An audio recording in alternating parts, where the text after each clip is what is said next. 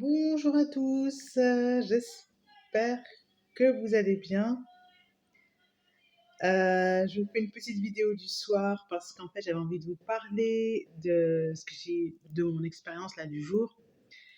J'ai posté hier une vidéo sur le code Sophia et il y a un mot que j'ai... Oui, merci. Oui. Voilà, donc le petit ne veut pas dormir, voilà. Et en fait, je me suis aperçue qu'il y avait un mot que j'avais prononcé, je voulais pas le prononcer, qu'il y avait la vidéo, qu'est-ce qu'on va penser de moi, etc., etc. Ça a commencé à tourner dans ma tête. Donc j'ai continué quand même à faire le truc. Et puis j'ai posté la vidéo, je veux dire. Aujourd'hui, il y avait cette énergie là, pas très nette, qui traînait. Je regarde des vidéos de mes collègues là, enfin vrais médiums. Et je comprends pas tout, mais je sens que c'est vrai, c'est ça, c'est qu'on est sur une phase de changement, il y a quelque chose qui doit bouger, quelque chose qui doit changer. Mais bon, je vais être très très mauvaise langue, j'ai envie de dire un peu comme tout le temps. On n'a pas changé de leitmotiv depuis, j'ai pas changé de leitmotiv depuis que j'ai commencé les défis. Mais quand même ce soir, je me rendais compte que c'était pas top quand même toujours l'énergie et je sais pas ce qui coince. Alors, j'ai eu beaucoup de chance parce que j'ai voulu écrire une affirmation positive et je suis retombée sur ce livre qui est le guide du Light Seas Tarot, je sais pas comment on dit, édition française en tout cas, voilà, qui est sorti il y a pas très longtemps, j'avais fait une vidéo je crois, et de Chris Hahn. Et je suis tombée sur la carte du diable.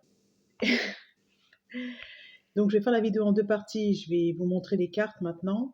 Tout ça pour vous dire qu'en fait, je comprends qu'on ait fait tout un foin autour de ce tarot-là, que Divine Guidance l'utilise régulièrement dans ses vidéos, là un petit peu moins en ce moment, mais voilà, elle les a beaucoup utilisées. Au départ, je ne savais pas que j'allais tomber sur sur ce tarot-là que je voyais souvent. Je me disais, qu'est-ce qu'elle utilise, qu'est-ce qu'elle utilise, et voilà, je voulais pas non plus copier, etc., me laisser influencer.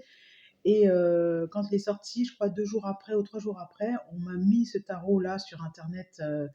Mon intuition m'a guidée jusqu'à ce tarot, je l'ai eu entre les mains assez facilement. Voilà, je sais pas si c'est pas en rupture de stock. En tout cas, c'est très demandé. L'édition française était très attendue parce que c'était en anglais. Donc, je vais vous faire la vidéo en deux temps. Je vais vous montrer ce que j'ai découvert grâce à ça. Et je vais vous montrer quelques cartes. C'est vraiment un tarot à avoir et en quoi aujourd'hui ça m'a bien aidé là, à changer d'énergie. À tout de suite. Je change de cadre. Donc voilà le nouveau, donc l'édition française de Light Seas Tarot. Je sais même pas ce que ça veut dire, je dois bien vous avouer. Et c'est ce dos de cartes. Alors l'intérieur de la boîte est absolument superbe.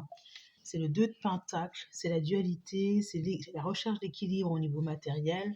Derrière, vous avez le magicien. Ça vous représente en fait en réalité. C'est une boîte vraiment magnifique. Voilà. Là, j'ai tiré la carte hier du roi de coupe, c'est la patience. Pour moi, je l'ai prise comme ça, c'est-à-dire que je suis impatiente, je suis dans l'impatience. Et voici le dos des cartes, très, très célèbre. Voilà. Donc, j'ai tiré la carte du diable.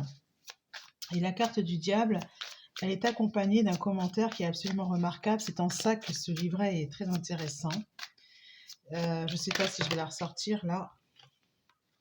Roi de Pentacle, cavalier de Pentacle, on est dans les Pentacles, ça va manifester à fond la caisse. Et l'As de Pentacle, je suis servie, je suis bénie.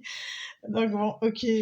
Alors, voilà, voilà, c'est dans l'ordre. Et j'ai l'impératrice juste après. Donc je suis rassurée par rapport à ce que j'ai découvert, parce que ce que j'ai découvert, c'était pas très très joli. Elle est magnifique cette carte, regardez. Hein, c'est le fait de porter un projet, c'est le fait d'aller vers l'extérieur, c'est le fait d'enfanter, c'est le fait de s'autoriser à voyager, à bouger. Regardez, le cavalier de Pentacle, il s'autorise à aller vers la matière, il se déplace. La reine de Pentacle, elle profite j'allais dire elle jouit, mais c'est à peu près ça, elle profite de tout ce qu'elle a, elle est dans la bénédiction. Le roi de Pentacle, il est avec il est entouré, il peut compter sur son ami fidèle, sur un soutien fidèle, il est soutenu, il est financièrement à l'aise. Et l'As de Pentacle, eh ben, c'est la pousse des projets, hein, le projet qui commence à prendre vie. Donc moi, j'étais tombée sur et le 10 d'épée qui est juste après. 10 d'épée, c'est quand on laisse tout tomber, là, on va vers ce qui nous fait plaisir. On a fin des souffrances, fin du mental qui nous torture. Le message du diable. Alors, si je vous montre cette carte, c'est très simple. Voilà, si je vous montre cette carte, est-ce qu'elle vous fait plaisir? Est-ce qu'elle vous attire? Comment vous la trouvez? Et moi, je la trouvais attirante. Donc, voilà, maintenant beaucoup moins. Et si cette carte, vous la trouvez attirante, eh ben, c'est parce que vous êtes en train de vivre ce qu'on appelle la vision ombre de la carte.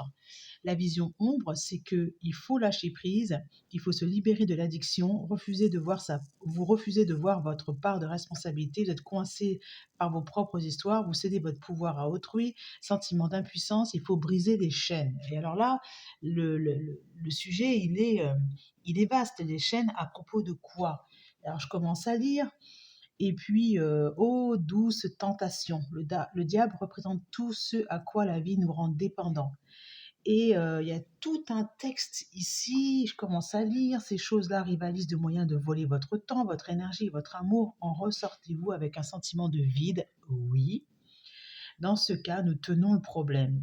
Et le problème, il est où? N'oubliez pas que les addictions n'ont pas toujours l'air effrayantes et démoniaques jusqu'au jour où le masque tombe. Et ce qui m'a intéressé, c'est cette histoire de masque. De quoi ai-je peur?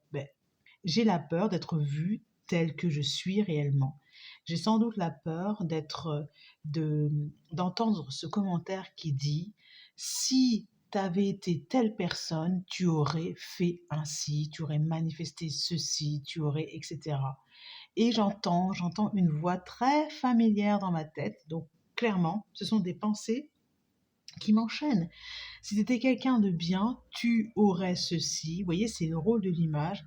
Et pour se donner de l'importance, à être amené à dépenser plus que prévu, par exemple, à s'offrir des choses exorbitantes. Bon, moi, en ce moment, non, là, je suis calmée, je sais qu'au niveau financier, je dois faire attention, etc. C'est pas que je dois faire attention, c'est qu'il y a des dépenses, des fois, qui sont réellement imprévues. Et quand ça arrive, il est indispensable de les assumer. Voilà. Donc, attention à ne pas, à bien garder les pieds sur terre et à mettre l'argent au service de ces projets. Je n'ai rien à prouver à l'extérieur, et etc., etc. C'est la même chose en fait dans tous les domaines. C'est-à-dire qu'il y a cette volonté de contrôler l'image et d'avoir un certain, voilà, voilà, une certaine image en fait. Quand on est une femme bien, ben on est marié. Hein, vous voyez ce genre de discours vraiment qui vous paralyse. C'est-à-dire que ben, je suis pas mariée, je suis foutue alors. En gros, c'est ça. Ben non. Donc la question qui m'a été posée et qui m'a permis de trouver les réponses, c'est: sous quel costume se cache votre encre douce lumière? À quoi je me raccroche quand je divague? Et là, les méditations m'aident énormément. Méditer, pause, se mettre vraiment un bandeau sur les yeux, être dans le noir. Et justement, je vais vous dire l'affirmation. L'affirmation, c'est: dans le noir, je suis libre de guérir de tout. Voilà. Et c'est là où j'ai trouvé quand même que c'était excellent quand même comme situation finalement. J'éprouve beaucoup de gratitude d'avoir été comme ça coincée. Je n'ai pas à avoir honte par moment, devoir me mettre un bandeau sur les yeux pour me calmer parce que je suis en train de divaguer et je m'empêche d'être cette femme sereine qui va mettre au monde le projet. Pour l'instant, ça ne se voit pas que je vaux des millions d'euros. Non, mais sans rigoler. Mais ce que je veux dire, c'est que, voilà, c'est un tout, quoi. Hein. C'est la carte numéro 3. C'est l'impératrice. Mm. C'est marrant, hein, parce que moi, elle me fait penser à la carte du monde, l'impératrice. Voilà. Mais l'impératrice, c'est la féminine, c'est l'énergie d'accueil, c'est accueillir toute cette richesse. Si je ne m'autorise pas à l'accueillir, si je ne la reçois pas, c'est parce que je ne regarde pas dans la bonne direction je n'utilise pas l'argent comme il faudrait et ouais, ça me gêne. Voilà, parce que là, j'ai une facture quand même assez importante à payer et ça me rappelle des histoires du passé, etc. Mais sauf que là, réellement, je vais avoir besoin de passer par cette étape.